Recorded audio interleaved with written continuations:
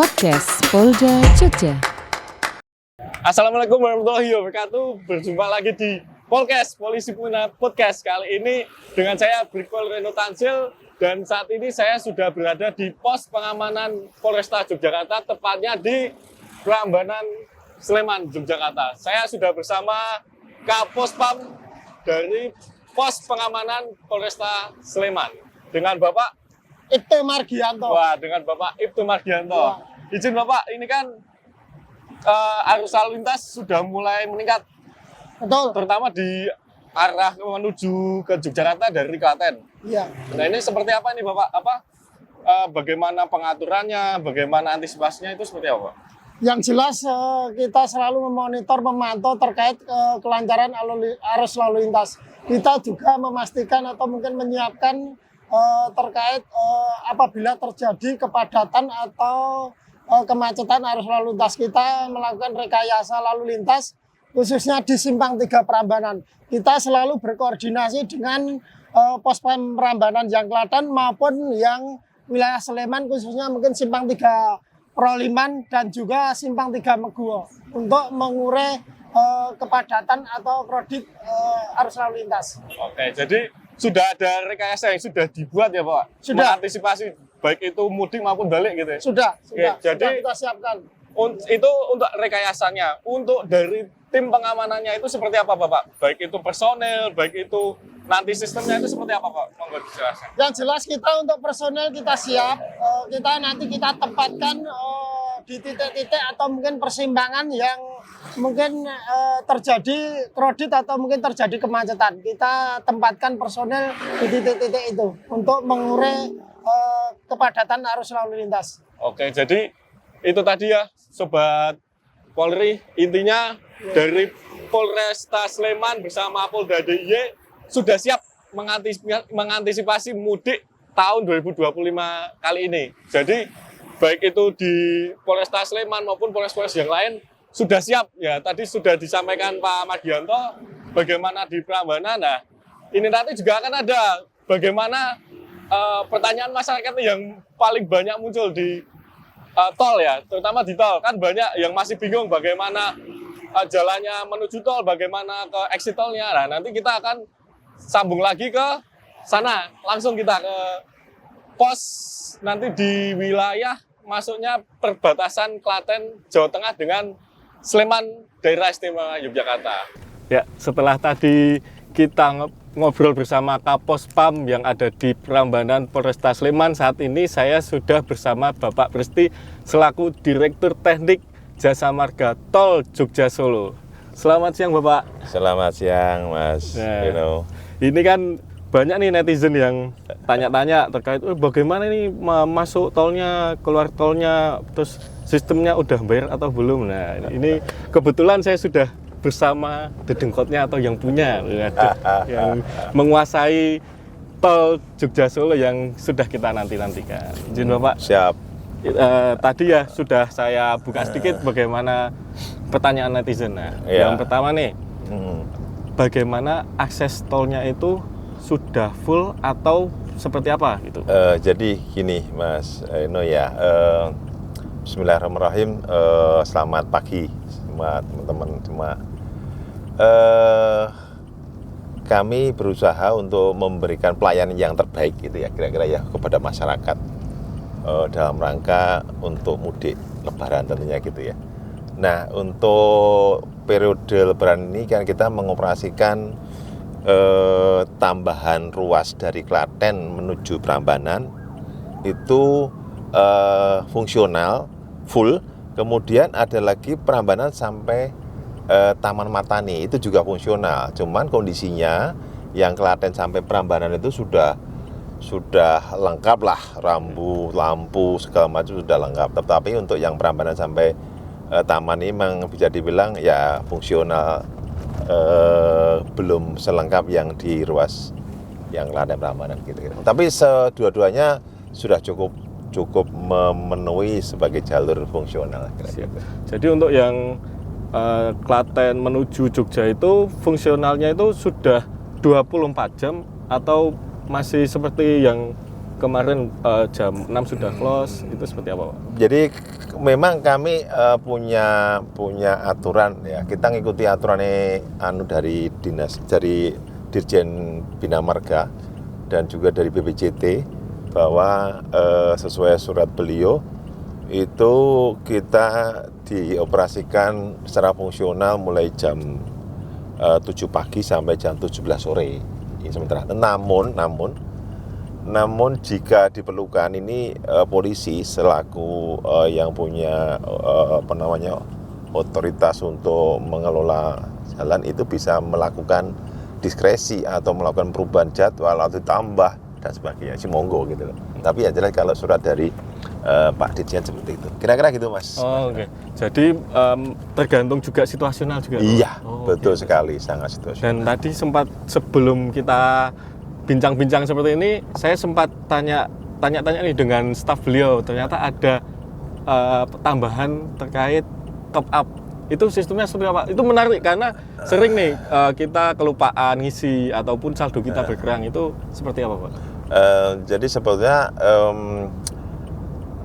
fasilitas untuk top up ini tidak ada di dalam rencana semula karena nggak ada namanya jalan tol merencanakan seperti itu, nggak ada. Cuman kita pengalaman kemarin waktu Nataru Mas Reno, ini di mana banyak sekali para pengguna jalan kita ini yang kehabisan saldo. Alasannya, loh tak pikir gratis kok. Ya gratis tetapi dalam arti tetap harus ngetap gitu. Oh iya, ya, betul. Jadi tetap gratis tapi harus ngetap karena apa? Itu untuk membayar yang ruas sebelumnya. Katakan ada pengguna jalan itu yang dari Semarang atau dari Solo ya toh, yang Solo sampai karena tetap bayar. Tapi makanya ngetapnya di pintu keluar kita sehingga di situ harus juga ngetap lah. Oleh karena itu walaupun sini gratis tapi tetap harus ngetap karena harus membayar yang sana. Kalau ruas yang di sini nggak bayar tapi yang sana yang bayar, kira-kira gitu. Jadi seperti itu ya. Kenapa harus tap itu seperti itu tadi sudah jelaskan. Jadi sebelumnya kan sudah ngetap ada tol yang harus dibayarkan. Jadi tetap harus ngetap, nggak mungkin di sini dia di jalan sebelumnya udah ngetap gitu pulangnya masa nggak ngetap kan seperti itu gitu. Iya betul sekali. Itu. Jadi tadi sudah dijelaskan terkait tambahan top up itu salah satu kayak pembelajaran tahun kemarin iya, ya Pak? Pembelajaran pada saat Nataru. Nah, sehingga apalagi sekarang ini prediksi traffic itu kan lebih banyak daripada Nataru. Sehingga tentunya kan kita juga khawatir kalau kita tidak melakukan sesuatu, tidak menambahkan fasilitas top up itu khawatirnya nanti tambah banyak. Ya maklum Mas, namanya banyak orang yang belum pernah menggunakan tol itu ya. Jadi kan dikira berarti ya wis langsung lewat itu. Ada juga. Ya gitu. Dinamika karena ini sesuatu hal yang baru ya Pak. Yang di Jogja Solo yang tadinya kita tidak berpikir untuk ada tol, ternyata saat ini ada tol dan perubahan yang tadinya ada pakai uang cash sekarang ngetap kan seperti itu jadi suatu perubahan yang memang kita harus mengikuti zaman juga sih. Iya, betul. Juga ada pertanyaan netizen juga nih Pak. Untuk yang gratis itu jalannya dari mana saja Pak? Yang gratis itu dari Klaten sampai Prambanan, kemudian sampai ke Taman Martani. Nah, jadi kalau Klaten Prambanan itu 8,6 kilo, kemudian Prambanan sampai ke Taman Martani itu 6,7 kilo, totalnya 15,3 kilo lah gitu. Itu masih gratis. Nah, ini kan untuk memberikan pelayanan kepada para pemudik lah ya, biar mencicipi tol gratis walaupun hanya 15 kilo, tapi lumayan juga loh. Iya betul Pak, karena juga. Ya sesuatu hal yang baru kan memang banyak terus nanti masyarakat ingin mencoba tol seperti apa sensasinya walaupun mungkin jalan dari Klaten ke Taman Martani masih belum sempurna gitu Pak. Kalau jalan sih sebetulnya sudah cukup, artinya sudah semua rigid lah itu ya.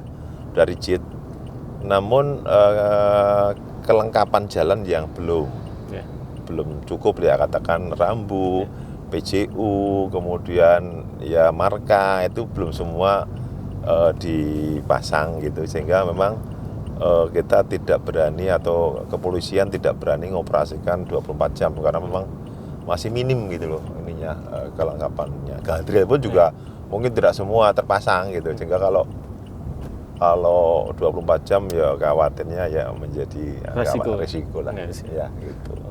Mungkin itu tadi perbincangan singkat saya dengan Direktur apa Pak? Teknik Direktur Teknik Jasa Marga Jogja Tol Jogja Solo. Nah, itu sampai tadi ngobrol panjang lebar sampai kelupaan saya. Wah, ngapunten Bapak ya. Karena ya kita ngobrolnya santai banget dan apa ya? Dengan suasana kita sudah masuk tol nih. Suasana di tol juga dengan pemandangan yang luar biasa Bapak.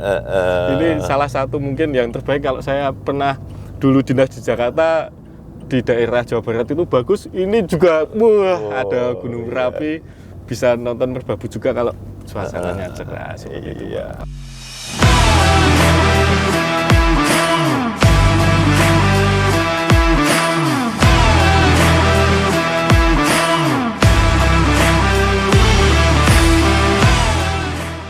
Nah, tadi di mobil kita sudah berbincang terkait top up dan bagaimana jalan di tol itu mekanismenya seperti apa. Nah, ini kita langsung di depan gerbang tol Prambanan. Nah, ini bagaimana tadi Bapak menjelaskan terkait top up itu seperti apa Pak? Wah, ini udah langsung ini tinggal nunjuk-nunjuk aja. Nah, monggo Pak.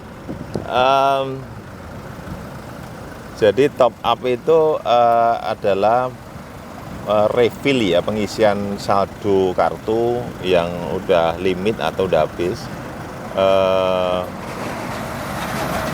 Itu rupanya menjadi perhatian kami karena ternyata itu menghambat para pengguna tol itu yang harusnya ngetap cuman 1-2 detik, gara-gara itu jadi sampai 5 menit, 10 menit sampai 15 menit itu, sehingga memang sangat-sangat tidak kita harapkan. Sehingga kita memasang channel sana untuk orang yang memang udah punya saldo mepet, diharapkan bisa ngambil jalur paling kiri. Jadi nanti sana kita sediain untuk melakukan transaksi beli pulsa, ngisi saldo. Nah, setelah itu baru dia keluar ke sini juga kebetulan ada OAB untuk ngetap lagi. Begitu udah kartu udah diisi, mereka bisa ngetap lagi. Nah, gitu. Jadi nah, salah nanti satu kalau ini juga, gitu kira-kira gitu. Ya itu tadi dijelaskan terkait inovasi, jatuhnya inovasi ya Pak? Ya mungkin ya, tapi ya biasa sih kayak gitu. Mungkin nanti Pak Pimpro yang lebih tahu loh. Oh siap Bapak. Jadi nanti setelah dengan Bapak nanti akan dijelaskan lagi dengan teman-teman ya. Jadi tadi sudah dijelaskan terkait apa top up dan sebagainya, terkait rambu-rambu juga Bapak. Ini kan juga kita dari tahun kemarin sudah lebih baik nih. Dari rambunya, lampunya untuk tahun kemarin kan masih lampu belum terpasang semua Bapak. Nah, ini sudah cukup apa ya? Sudah cukup rapi sih menurut saya, sudah cukup rapi, sudah lampu terpasang, rambu juga sudah mulai kelihatan semua. Jadi untuk apa ya, pemudik itu jadi lebih nyaman gitu Bapak. Ya kami berharap begitu. Artinya pas dari peningkatan dari yang kemarin kita sudah pernah fungsional di Nataru, sekarang sebenarnya harapan kami sudah operasional, namun karena administrasi yang belum selesai sehingga sekarang ya kita fungsionalkan lagi. Tapi nggak apa-apa, paling tidak kami sudah bisa menunjukkan kesiapan kami untuk memberikan pelayanan yang terbaik buat masyarakat. Itu aja. Ya. Lengkap, ada rambu udah oke, terus lampu PJU juga udah selesai. Staf kami udah lengkap juga gitu kira-kira gitu. Ya, nah, ini sebelum kita jalan lagi nih Bapak, ini ada request dari teman-teman juga nih Pak. Pesan untuk pemudik itu seperti apa Pak? Monggo Pak. Jadi gini, kepada para pemudik, tentunya kami mengharapkan tetap hati-hati di jalan ya, nggak usah buru-buru, pasti nyampe gitu ya. Dan siapkan kalau memang melalui tol ya siapkan saldo yang cukup, jangan sampai kurang karena itu nanti akan menghambat proses transaksi yang akhirnya secara kumulatif akan jadi macet dan sebagainya. Ini yang kami harapkan. Saya rasa itu Pak Eno, pesan-pesan dari saya, tetap hati-hati di jalan.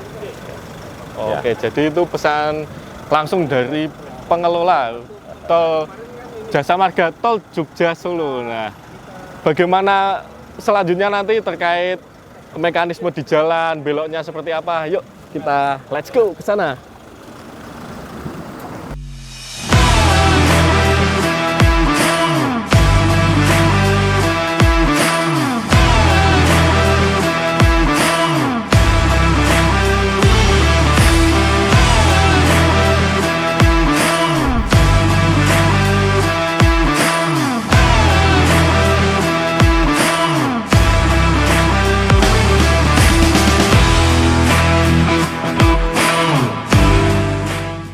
Tadi kita sudah ngobrol dengan Kapospam, juga dengan Pak Pristi selaku penanggung jawab atau yang dedengkotnya lah saya bilangnya, pengelola tol Jogja Solo Jasa Marga.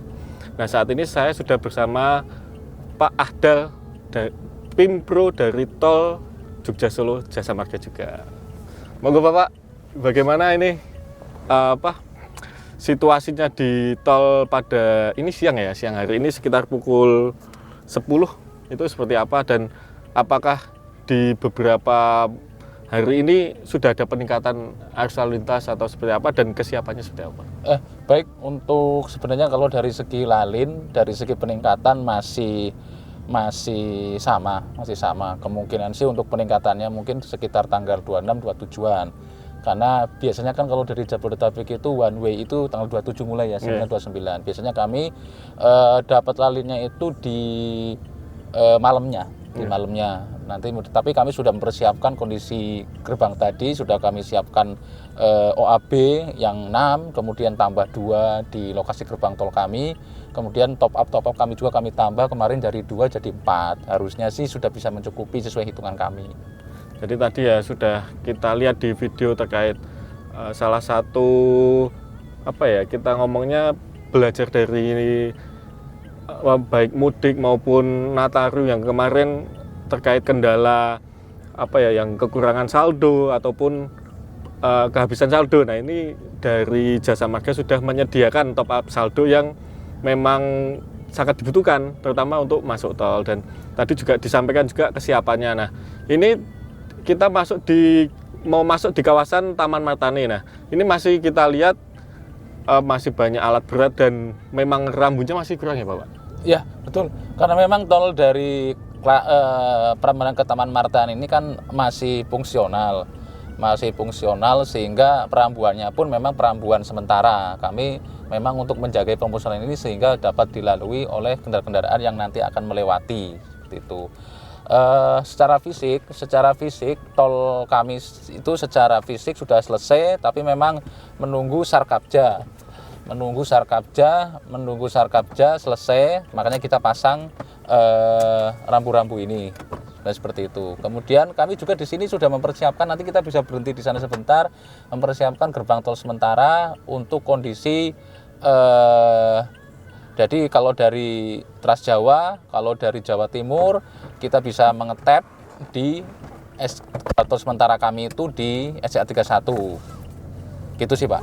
Oke, jadi tadi sudah dijelaskan terkait karena masih fungsional masih fungsional, masih kondisinya lampu masih minim ya Bapak ya. Lampu masih minim dan ya diharapkan bisa segera dioperasikan full ya Pak, dari Klaten menuju ke Jogja juga akan memangkas waktu yang sangat cepat gitu loh.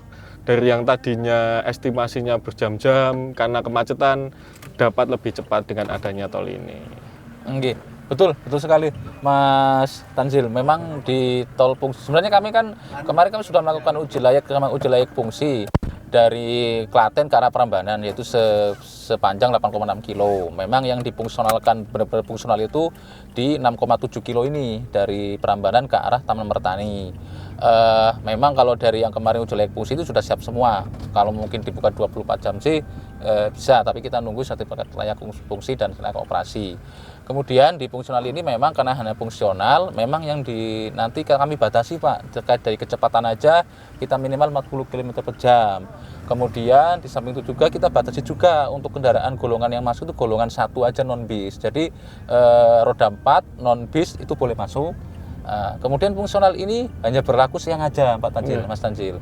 Siang aja. Kenapa siang? Karena memang disampaikan tadi bahwa ini memang masih fungsional, kesiapan rambu sarkapnya itu masih belum siap on 100%, tapi secara fisik perkerasan itu sudah siap. Kemudian habis itu kita juga ada beberapa lokasi, nanti kita berhenti Pak ya di lokasi jembatan yang ada beda tinggi di situ. Itu perlu jadi apa namanya concern juga, perhatian juga dari pengguna jalan gitu sih. Nanti kita bisa berhenti di sana bahwa pengguna jalan, makanya kita batasi kenapa kecepatan kita 40 km per jam maksimal, karena memang ada 4 titik atau 3 titik jembatan memang yang belum semut karena harusnya udah diaspal. Karena ini masih fungsional belum, tapi kami sudah semutkan menggunakan semen sehingga dapat mengurangi dari efek kebeda tinggian tersebut sih. Itu Mas Tanzil. Jadi tadi ya kalau kita posisi jalan ya, saya pantau juga masih belum bisa mendahului kecepatan 40 itu, rambu-rambunya sudah ada, dan memang dari jalan sendiri memang karena belum diaspal ya, memang sedikit ada goncangan ya Pak. Iya betul. Jadi dan apa ya, tadi juga disampaikan untuk kendaraan yang dapat melewati, untuk kendaraan besar belum bisa ya. Untuk mengantisipasinya seperti apa? Dikasih portal kah atau seperti apa? Betul. Kami sudah di ujung tadi di pertemuan di Perjing kami yang ke kiri ke arah Prambanan, ke lurus ke arah Taman Marti ini, kami sudah membuat portal Pak. Portal khusus golongan 1, dan di sana juga ada tim operasi kami yang menjaga, sehingga dari situ udah pastikan bahwa langsung ke atur bahwa yang di sini hanya golongan 1 non bis yang akan masuk gitu. Kemudian karena ini masih fungsional juga, ini kami berlakukan hanya siang hari aja. Kalau sesuai surat dari BPJT kemarin itu dari jam 7 sampai jam 17.00, sekitar 10 jam. Tapi ini juga semua tapi kalau di lapangan memang dibutuhkan diperpanjangan, tapi hanya siang saja. Di fungsional ini bisa juga dari jam 6 sampai jam 18.00. Tapi kita menunggu dari koordinasi dari teman-teman dari Polda DIY dan Polres Sleman. Itu sih Mas Tanzil. Ya mudah-mudahan dengan adanya tol fungsional ini yang dari Prambanan ke arah Taman Martani dapat mempercepat dan dapat mengurangi beban dari kendaraan yang melewati jalur nasional di Jalan Raya Solo Jogja, seperti itu. Memang tujuannya seperti itu. Itu sih Mas Tanzil. Jadi memang padat, karena ya dengan adanya tol ini cukup membantu sih Pak. Karena kita lihat beberapa tahun terakhir ini kan kita lihat kemacetannya tuh memang luar biasa, dan dengan adanya tol ini yang memang pengen langsung ke Jogja, dapat langsung ke Jogja tanpa harus melewati misalkan Klaten ataupun di zona-zona macet tertentu atau kepadatan arus lalu lintas tertentu. Itu dengan adanya tol ini sangat membantu ya Pak. Nah, walaupun dengan kecepatan yang memang masih 40 ya, 40, dan untuk menyalip kendaraan pun tidak disarankan ya? Tidak disarankan, betul. Harusnya tidak disarankan. Makanya kami sebenarnya ya memang kami sudah bekerjasama dengan JMTO Mas Tanzil, sehingga nanti jika terjadi sesuatu, memang tim operasi kami sudah siap di samping jalur fungsional ini untuk mengamankan dan mengawasi. Jadi saat nanti para pemudik melewati jalan tol fungsional ini, mudah-mudahan bisa tercapture dengan lancar, aman dan nyaman gitu Mas Tanzil. Tapi memang kecepatan dengan 40 km per jam ini kalau dibandingkan dengan existing memang pasti lebih cepat di sini. Apalagi dengan kecepatan aslinya yang sekitar 80 sampai 100 km per jam. Itu sih Mas Tanzil. Berarti nanti saat sudah normal bisa memang semakin mempersingkat waktu ya. Dari 40 sekali. Ya kita lihat kilometernya aja 40 ke 80 kan 2 kali lipatnya nih. 2 kali lipat. Ya, berarti kan jauh lebih cepat lagi. Lebih cepat lagi. Dan yang pasti dengan kecepatan yang semakin tinggi juga perlu menjadi kewaspadaan juga, baik itu pengendara maupun pengelola juga ya Bapak. Betul Mas Tanzil. Itu dari pengelola seperti apa tadi sudah dijelaskan terkait kesiapannya. Nah, untuk di pengelola jasa marga sendiri, apakah sudah ada misalkan seperti MOU atau kerjasama dengan rumah sakit? Kan kita amit ya, kalau misalkan namanya kecelakaan tidak ada yang diinginkan, kita nggak ada yang ingin kecelakaan. Tapi apakah kesiapannya dari jasa marga itu sudah sampai ke sana gitu Pak? Iya Mas Tanjil, sebenarnya kalau saat kemarin kita buka di 2024 kemarin, kami sudah bekerja sama dengan beberapa rumah sakit di terdekat pintu jalan tol Pak. Pintu jalan tol Mas Tanjil, itu dari Klaten, dari Prambanan pun kami sudah bekerja sama. Kemudian nanti menyusul juga kalau nanti sudah dibuka di arah Jogja, pasti di rumah sakit Jogja pun akan segera kami kerjasamakan Mas Tanjil. Memang kami juga sudah menambah, karena kami menambah ruas ya sampai Prambanan, kami juga sudah menambah tim patroli jalan raya kami Pak. Kemudian ambulan pun nanti lokasi untuk dia muter itu dia akan diperpanjang. Kemudian teman-teman operasional pun Pak, itu kami sudah tambah 1 tim lagi karena sudah menambah sampai SA30. Terus kemarin karena fungsional ini Taman Marta ini pun kami tambah 1 tim dari operasi lagi. Kemudian beberapa derek kendaraan juga dari tim JMT itu menyiapkan beberapa tambahan, sehingga nanti jangan khawatir kalau terjadi apa-apa di tol fungsional, kami sudah siap terkait dengan mudah-mudahan sih lancar semua Pak ya, lancar semua, tidak ada apapun, tapi secara kesiapan kami insya Allah sudah siap 100% gitu. Nah ini mungkin kalau saya kan sering berpergian menggunakan tol nih. Nah ini kan pengen tol, salah satunya pengen lihat view-nya. Nah, kelebihan pemandangan yang ada di tol Jogja Solo itu seperti apa? Nah, gini. Kalau dari pemandangan sebenarnya kami itu ada 2 destinasi yang menarik ya. Yang pertama adalah saat nanti kita melintas di jalan tol, kalau dari dari Solo ke arah Jogja itu kita bisa melihat di kanan jalan. Kalau dari Jogja ke Solo di kiri jalan kita bisa melihat Gunung Merbabu dan Gunung Merapi. Nah, kemudian juga kalau kita melewati setiap gerbang tol kami, karena kebetulan arahnya dia mengarah Merbabu dan Merapi, itu kita bisa lihat ada Gunung Merbabu dan Merapi juga. Kemudian di kanan kirinya itu ada banyak sekali kan, memang Klaten ini dan Jogja ini sentra dari lumbung padi nasional ya, sawah-sawah kita bisa melihat kanan kiri sawah itu yang hijau. Apalagi saat musim panen kita bisa lihat riuh riangnya dari masyarakat yang sedang memanen. Kemudian kalau kita melewati tol fungsional ini dari Prambanan sampai Taman Martani, ini kita bisa lihat di kiri jalan. Tadi kelihatan ya candi. Kelihatan lah, itu candi Prambanan Mas Tanjil bisa kelihatan. Nah, memang tapi kalau nanti kondisinya agak cepat nggak kelihatan Pak. Mungkin penumpangnya yang nonton, jadi driver cukup lihat jalan, penumpang yang menikmati kan biasanya gitu. Driver nanti udah nyampe lokasi tidur gantian, kan biasanya gantian driver melek, yang duduk belakang tidur dan sebagainya gitu. Biasalah kayak gitu. Lika-liku kalau di perjalanan gitu. Terus Mas. Lah ini Mas Tanjil mungkin bisa sebentar bahwa ini kan kami ada jembatan yang belum kami aspal, tapi kami sudah fungsionalkan dan kami semutkan sehingga kondisinya nanti saat kendaraan melaju masih nyaman lah mereka. Apa bisa kita turun apa gimana? Monggo. Kita turun aja.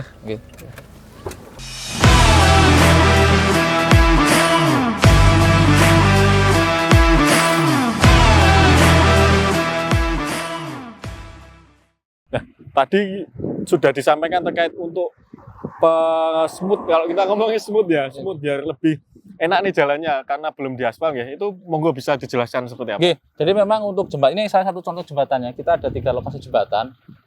Secara fisik sudah selesai, memang kita untuk lebih sematkan lagi. Kalau secara desain kami ada nambah aspal di atasnya karena lebih biar smooth lagi.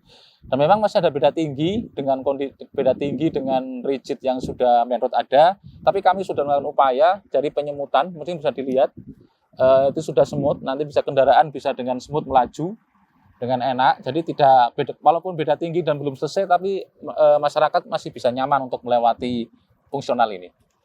Jadi memang masih ada beberapa pekerjaan terkait pengaspalan gitu. Pengaspalan. Terutama ini udah masuk perbatasan Sleman, Klaten, dan memang Taman Martani ini sendiri kan masih ini sudah masuk Sleman ini. Oh, kita sudah masuk Sleman. Jadi nggak kerasa, memang benar-benar nggak kerasa ya Pak.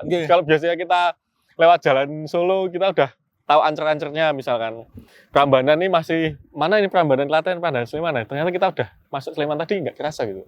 Ya betul.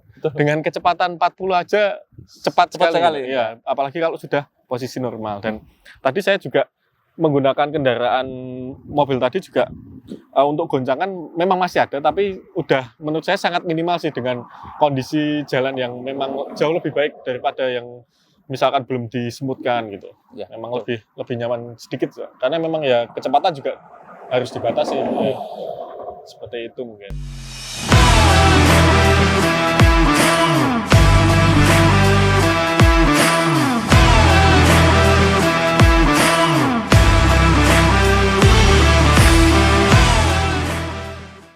Nah, saat ini saya sudah di exit tol Taman Martani. Sekarang saat ini saya sudah bersama dengan Pak Bahtiar. Selaku. Kalau di sini sebagai manajer pengendali proyek 1.2. Oke, jadi kita sudah di exit tol. Monggo bisa dijelaskan nih Bapak terkait exit tol ini seperti apa nanti saat mudik maupun baliknya seperti Siap. apa? Monggo. Oke Mas Tasil. Jadi teman-teman sekalian, ini adalah exit tol sementara kami, yaitu untuk lokasinya tepatnya di Taman Martani, Mas, kita di sini. Kalau untuk STA kami di sini 37650 gitu. Jadi kalau misalnya nanti teman-teman lihat ke arah atas sana, ke arah utara, itu kita bisa sampai ke Kalasan, Cangkringan, juga Kaliurang. Oke. Untuk jarak sampai dengan Kaliurang kurang lebih sekitar 10 km. Jadi lumayan, untuk kondisi jalan juga cukup bagus Mas. Di sini jalan nasional. Kemudian kalau kita lihat di belakang kita sekarang itu nanti, itu bisa sampai ke jalan nasional Mas. Untuk jaraknya sekitar 3,771 km. Gitu. Jadi untuk statusnya di sana jalan kabupaten. Nah ini memang exit ini kita buat sementara khusus untuk mendukung fungsional lebaran ini. Gitu. Jadi untuk exit kami nantinya itu akan sampai ke STA 42, tapi ini hanya kita gunakan untuk selama fungsional lebaran ini aja.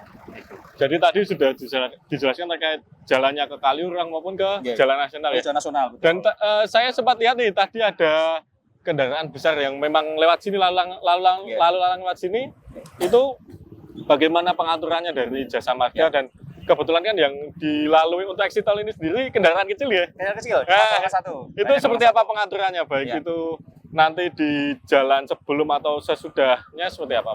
Baik, untuk status jalan fungsional ini sendiri, Mas, ini hanya sementara dan juga kendaraan golongan 1 saja saat ini. Dan kita bagi menjadi 2, Mas.